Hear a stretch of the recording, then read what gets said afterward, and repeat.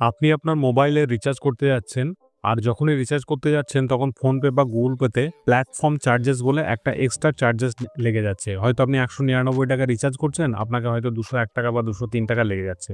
তো আপনি এই ৳২ বা ৳১ যদি বাঁচাতে চান, সেক্ষেত্রে আমাদের কাছে একটা উপায় আছে, বা আপনি যেটা সহজেই করতে পারবেন আপনার মোবাইল বা কম্পিউটারের মাধ্যমে। তো চলুন দেখে নেওয়া যাক।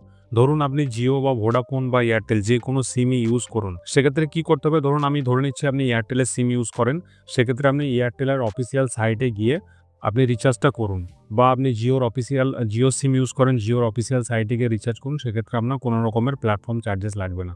তো চলুন আমরা একটা রিচার্জ করে দেখে নিই যে প্ল্যাটফর্ম চার্জেস আদৌ লাগছে কি লাগছে না। তো আমরা এয়ারটেলের হোম পেজে চলে এসেছি, এয়ারটেলের অফিসিয়াল সাইট খুলেছি airtel.in, দেখতে পাচ্ছেন। এখানে আমি একটা প্রিপেড রিচার্জ করব। এখানে প্রিপেড অপশানে গিয়ে রিচার্জ অপশানে ক্লিক করব। ক্লিক করার পর মোবাইল নাম্বার টাইপ করব, এয়ারটেল নাম্বারটি। মোবাইল নাম্বার টাইপ করার সাথে সাথে দেখতে পাচ্ছেন বিভিন্ন প্ল্যানগুলি দিয়ে দেওয়া হয়েছে এখানে। আমরা একটা নরমাল রিচার্জ করছি, ৳১৯৯ রিচার্জটা করছি এখানে। রিচার্জ করার জন্য এখানে ক্লিক করব। ক্লিক করার পর আপনি ইউপিআই মাধ্যমে রিচার্জ করতে পারেন। সেক্ষেত্রে ধরুন আপনি গুগল পে ইউজ করেন। আপনি গুগল পেতে রিচার্জটা টাকাটা দিবেন, কিন্তু আপনাকে প্ল্যাটফর্ম চার্জেস লাগবে না। এখানে গুগল পে ক্লিক করলেন, আপনার গুগল পে অ্যাপে দেখবেন যে ইউপিআই আইডি আছে, ওকে এসবিআই বা ওকে অ্যাক্সিস বলে যে সামনে কিছু লেখা থাকে এবং তারপর ওকে এসবিআই বা সেটা এখানে আপনি টাইপ করে পে নাও বাটনে ক্লিক করলে আপনার অ্যাপে টাকাটা পেমেন্ট করার জন্য ঠিক এরকম দেখাবে। এটা ওকে করে ইউপিআই পিন দিলেই আপনার রিচার্জ কমপ্লিট।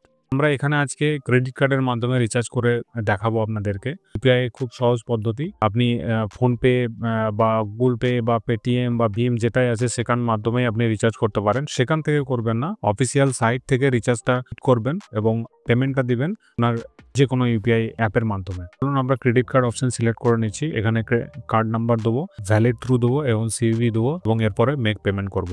আপনাদেরকে বলে রাখি যে এই সমস্ত কার্ড নাম্বার বা ইউপিআই এগুলো কাউকে শেয়ার করবেন না, বা ইউপিআই পিন কাউকে শেয়ার করবেন না। বিভিন্ন রকম ব্যাংক জালিয়াতি হচ্ছে, সেক্ষেত্রে আপনি সাবধান থাকবেন। তো আমরা মেক পেমেন্টে ক্লিক করব। সমস্ত কিছু টাইপ করার পর ওটিপি টাইপ করে সাবমিট করব।